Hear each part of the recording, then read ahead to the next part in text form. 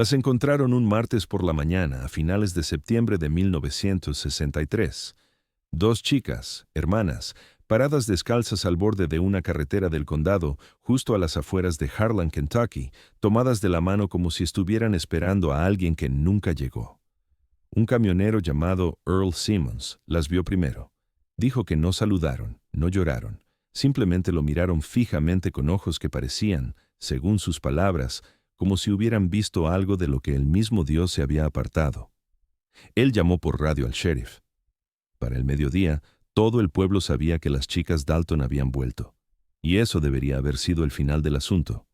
Pero no lo fue, porque cuando finalmente hablaron, cuando finalmente le contaron a las autoridades lo que les había pasado en los 11 años que estuvieron desaparecidas, nadie creyó una sola palabra, ni la policía, ni los médicos, ni siquiera su propia madre. Y la razón por la que nadie les creyó no fue porque su historia fuera imposible, fue porque era demasiado posible, demasiado cercana, demasiado real.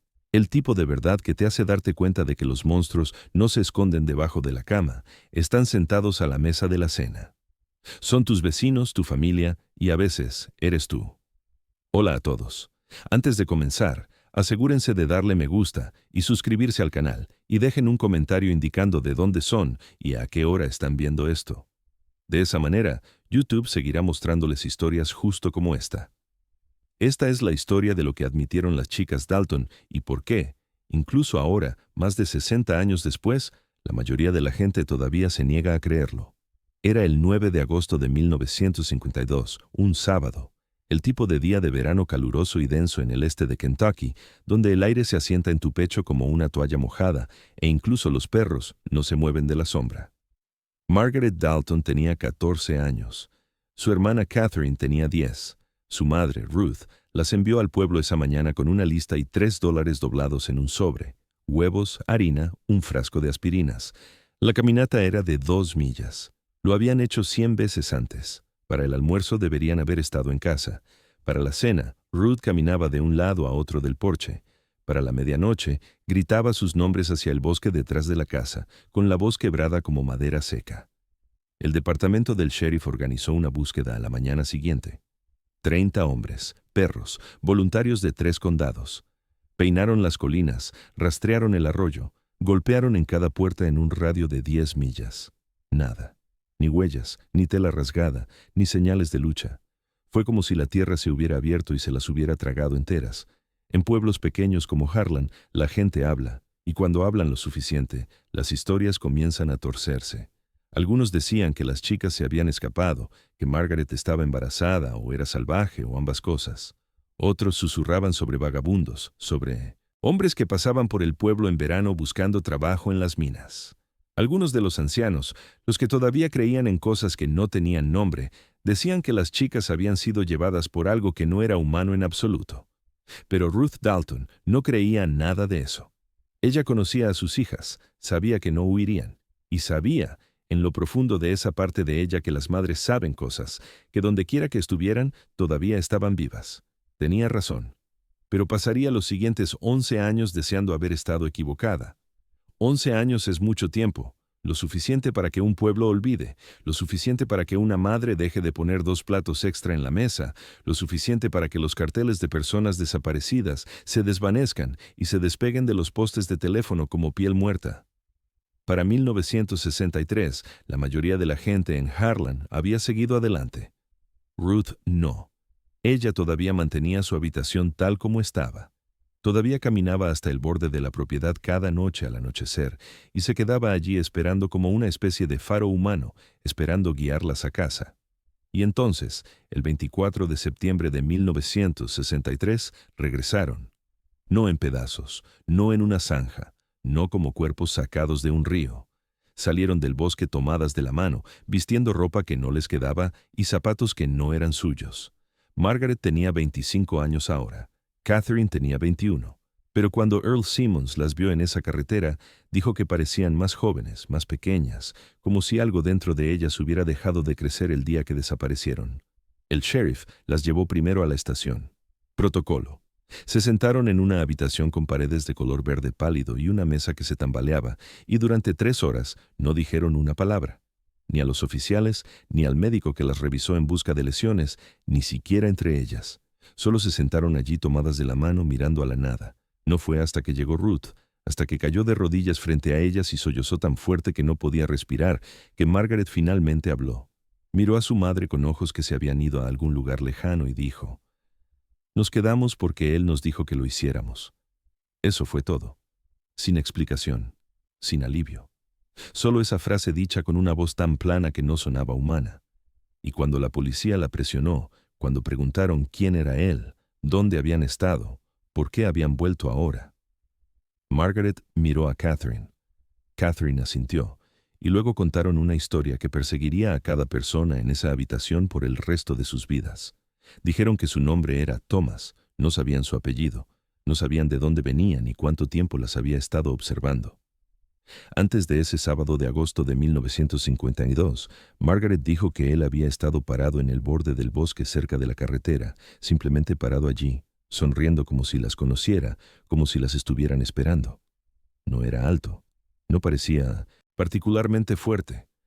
Solo un hombre de unos 40 años con poco cabello y una cara que olvidarías en el momento en que apartaras la mirada. Eso fue lo que lo hizo tan fácil, dijo Margaret. Por eso no corrieron. Parecía inofensivo. Parecía el tío de alguien, el vecino de alguien, alguien que verías en la iglesia y en quien nunca pensarías dos veces. Les dijo que su madre había tenido un accidente, que lo había enviado a buscarlas, que necesitaban ir rápido, en silencio, y no hacer un escándalo. Y porque eran niñas, porque habían sido criadas para confiar en los adultos y obedecer y no hacer demasiadas preguntas, lo siguieron hacia el bosque por un sendero que no existía en ningún mapa, a un lugar del que no saldrían durante 11 años. Él las mantuvo en una casa, así la llamó Catherine, aunque por la forma en que la describió, sonaba más como una tumba. Estaba enterrada, no bajo tierra, pero escondida tan profundo en las colinas, rodeada de tantos árboles y tanto silencio, que gritar habría sido inútil. No había vecinos, ni carreteras, ni salida que pudieran ver. Las puertas se cerraban desde afuera, las ventanas estaban tapiadas, y Thomas, el hombre que se las había llevado, también vivía allí. Él cocinaba para ellas, les traía ropa, les enseñaba a limpiar, a coser, a estar calladas. Las llamaba sus hijas, las obligaba a llamarlo padre, y si se negaban, si lloraban o intentaban irse, o preguntaban por su verdadera madre, las encerraba en una habitación tan pequeña que no podían ponerse de pie. No podían acostarse, no podían hacer nada más que sentarse en la oscuridad y esperar a que él decidiera que habían aprendido la lección. Margaret dijo que el tiempo más largo que estuvo en esa habitación fue de 4 días. Catherine dijo que dejó de contar después de la primera noche.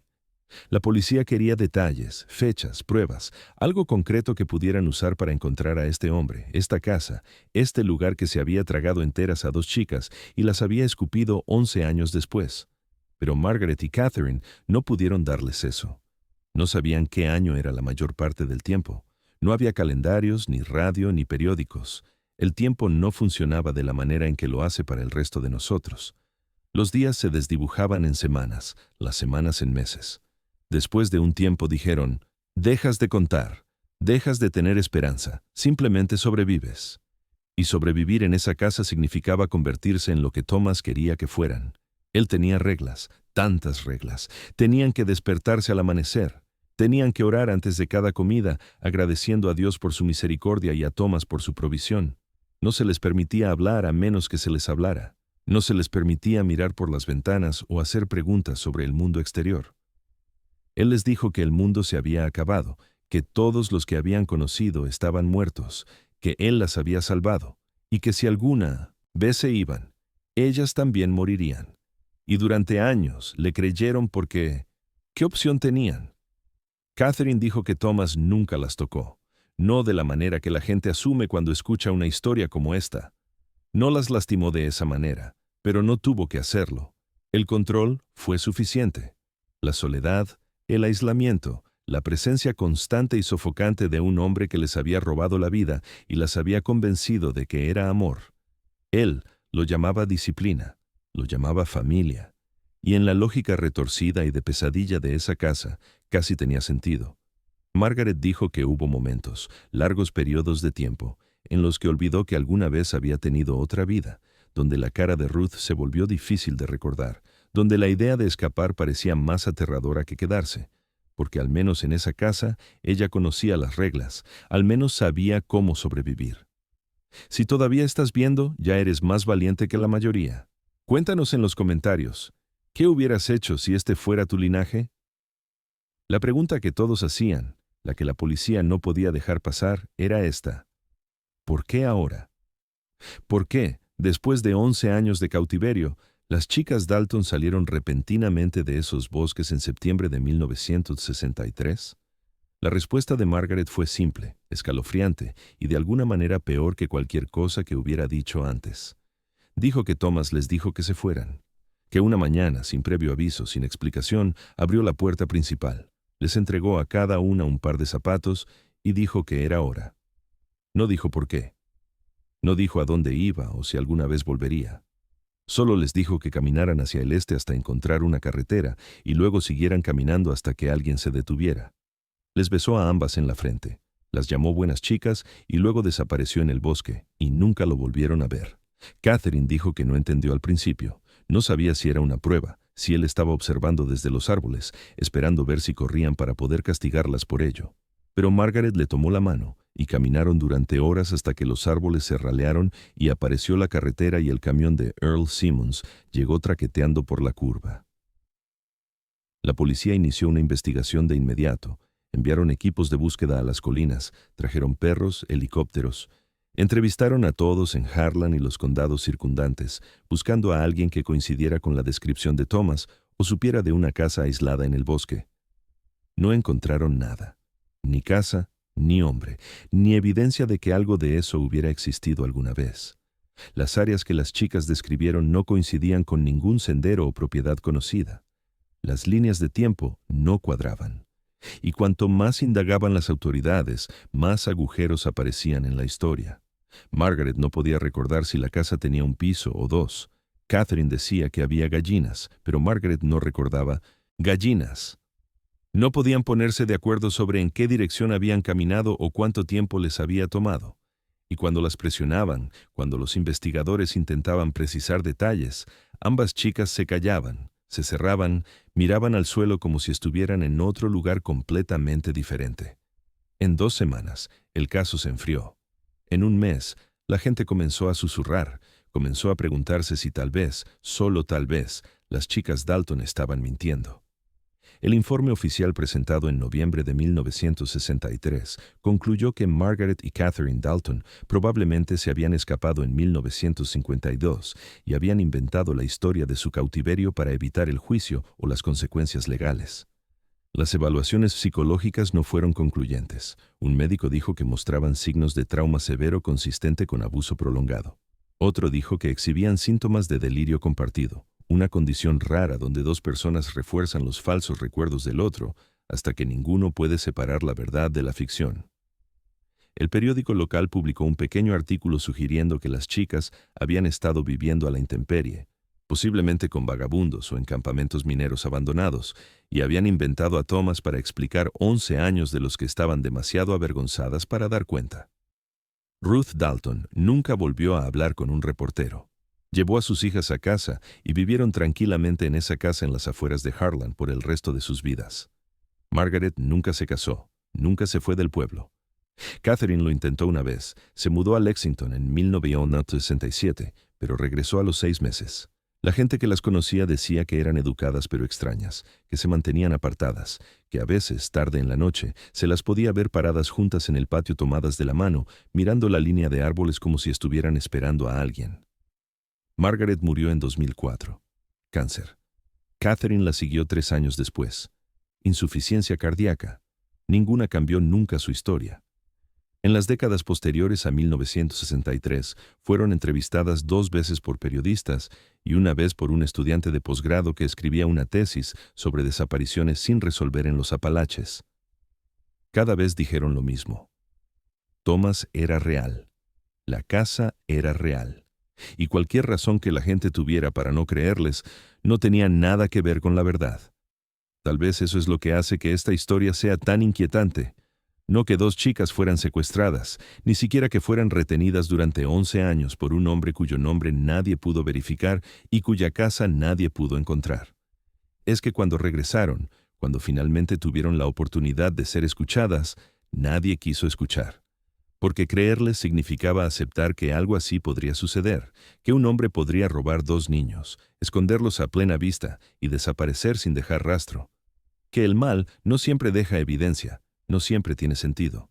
Y a veces las historias más aterradoras son las que nos negamos a creer. No porque sean imposibles, sino porque están demasiado cerca de la verdad con la que vivimos todos los días. El caso permanece abierto técnicamente, pero ya nadie está buscando. Nadie excepto las personas que escucharon esta historia y no pueden dejar de pensar en ella. Los que se preguntan tarde por la noche si tal vez Thomas todavía está ahí fuera, todavía observando, todavía esperando. Y si en algún lugar de otro pueblo, en otra década, hay dos chicas más que caminaron hacia el bosque y nunca regresaron. Al menos, no de una manera que alguien pudiera